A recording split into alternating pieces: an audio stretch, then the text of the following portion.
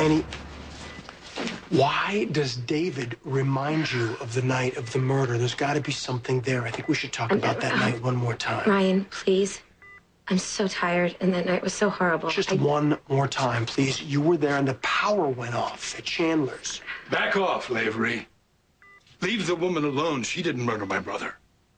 I was just trying to figure out what happened that night. Oh, I know exactly what happened that night. You better go back and set up someone else for Stewart's murder. Annie's the only person in the house that didn't want to kill me. He's looking good. Getting stronger every day. We'll be able to put that new valve in him soon. Silent treatment, huh? Is this because of your arraignment? No. The night of the murder, where exactly were you when the gunshot rang out? Don't tell me you're on the same page with Ryan. Trying to build a case against me?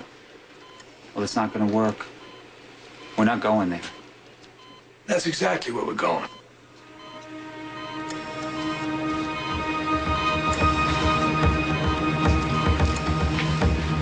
There's no way I'm going to let my wife take the fall for you, David.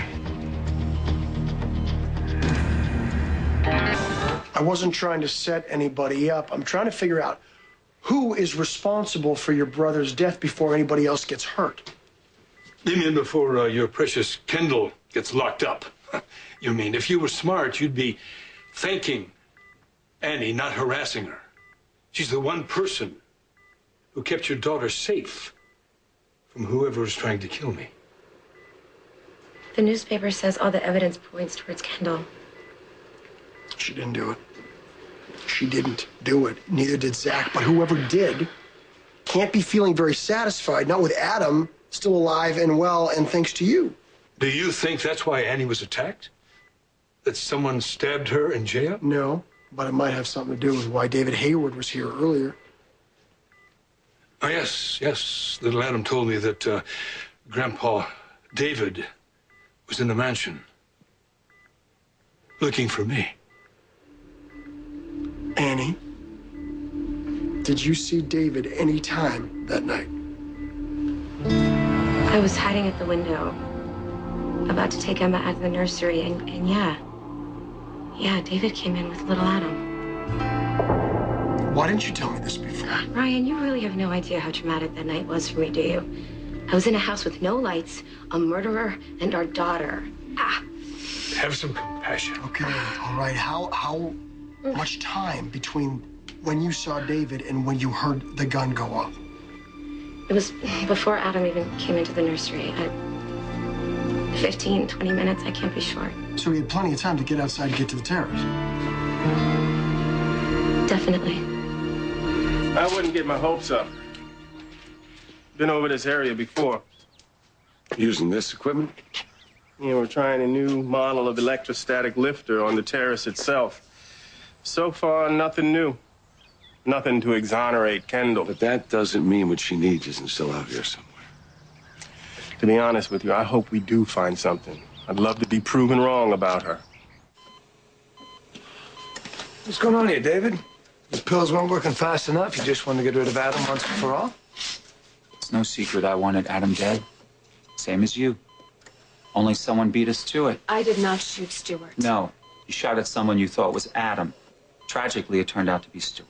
That's enough talk like that, huh? There's a lot of people in that property that night willing and ready to shoot somebody. You, me, not Kendall.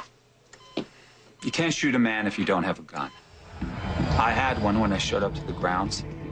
But Junior, weasel that he is, snuck up on me with a rock. He knocked me out and disarmed me before I even left the gate. You still haven't answered the question. Where were you when the gun went off? I was not out on the terrace. I saw you. You did? Where? Outside, on the grounds. After I dropped the gun, after I started running. It was you. It had to be you. It was you that I tripped over. You were on your way back to the terrace to kill Stewart. Here's the problem. No matter what we might find, Prosecution is going to claim it came from a tainted evidence field. Too much time has passed. Well, they can try, but I've had this area sealed off since the night of the murder. Good. And it's been under 24-hour surveillance. Good. And let's not forget, the intended victim is still alive. This psychopath could try again. But if Kendall is guilty, as you claim, her motive no longer exists. Her son didn't die. Let's just say I like to keep my bases covered. Fair enough. We found a footprint next to the bushes where Miss Hart says she tripped. Making a casting now. Does it match either the prints we found in the mud the night of the crime? No, this one looks like a man's dress shoe, size 11D. Well done. Thanks. Well, this might be what Kendall needs. Well, right now, it's just a footprint. Yeah, speaking of footprints, what about these other footprints? Yeah, those footprints, they're not going to help us. They were made by Kendall and Ryan. What's going on out here? How come all the cops are back? We're looking at a new lead in the case. Can I ask the two of you a question? Yeah, anything we can do to help? What size shoe do you two wear?